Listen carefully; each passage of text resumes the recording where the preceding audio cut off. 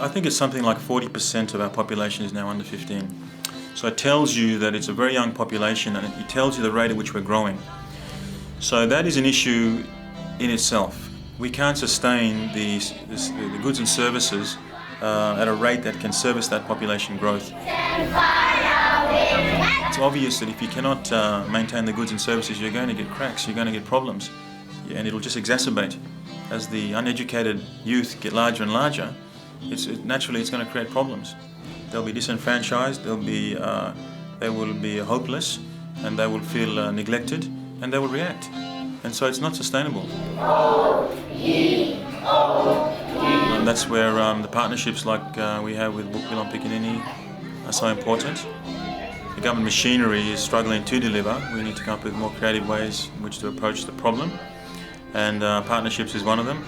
And in the area of literacy, Bilong Pikinini is an example of a very good partnership. They have the enthusiasm, and they're just getting out there and teaching our children to read, providing them books, going to difficult areas and making it happen. They continue to expand, including into my area in Milne Bay, where there's already a library there, and there'll be 2 more, I hope, shortly. There's no doubt about the importance of literacy, especially at the age which they're targeting at. And so it's a wonderful example of a partnership with the government that we can improve our delivery, where we have been traditionally, through the traditional methods, have been failing.